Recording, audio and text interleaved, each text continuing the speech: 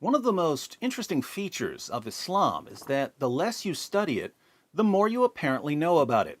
Politicians and reporters who show, by the ridiculous things they say about Islam, that they've never read a single word of anything remotely resembling an authentic Muslim source are nevertheless experts on the topic of Islam.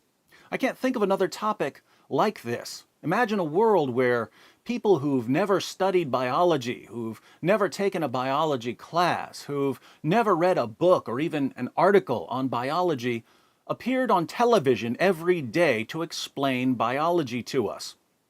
That would be a strange world indeed. Usually, if you're going to be explaining a subject to your listeners, whether it's science or mathematics or history or philosophy, you're expected to have a certain level of proficiency so that you don't mislead people. But when we get to Islam, the less you've studied it, the more you're expected to explain it for others. Take Ramadan, for instance.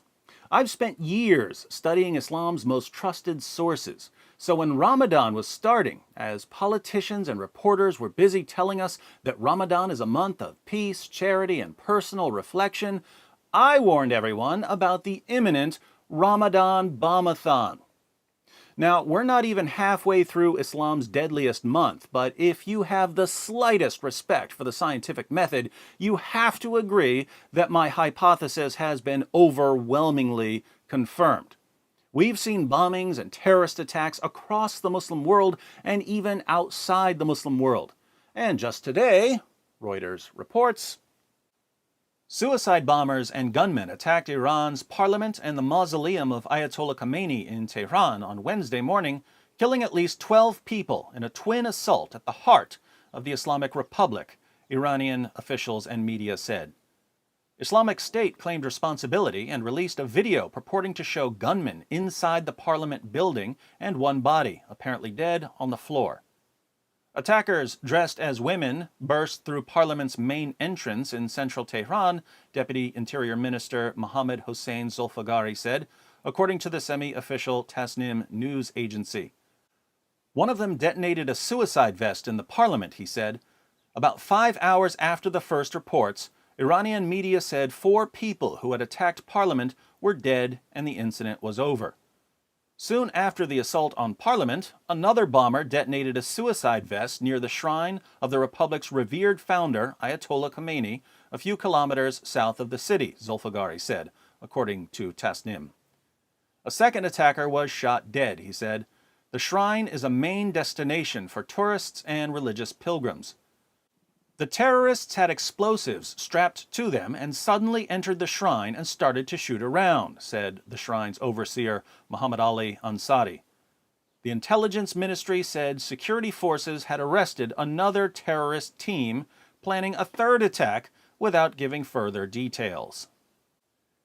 This is the point when we're all supposed to recall that fighting is forbidden during the month of Ramadan, which means that the jihadis who are launching these attacks every single day aren't real Muslims. That's what our leaders and our journalists tell us.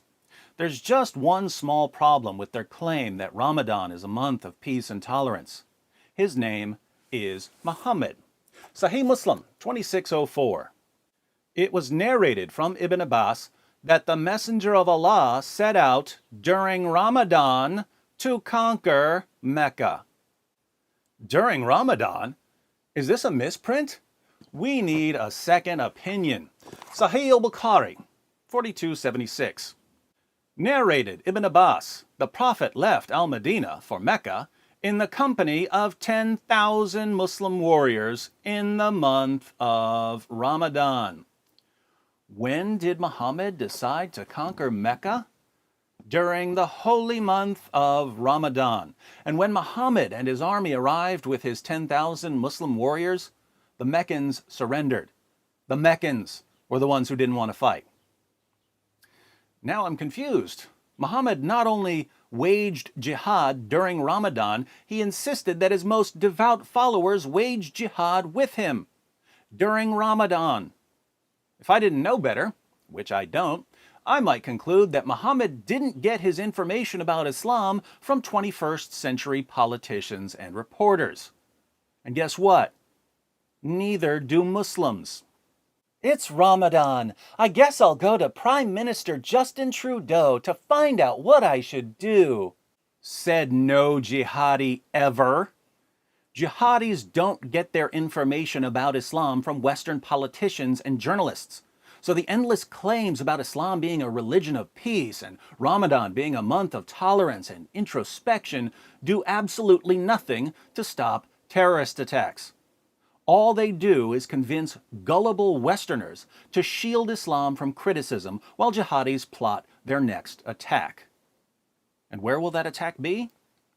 Find out next time in the ongoing adventures of the Ramadan Bombathon.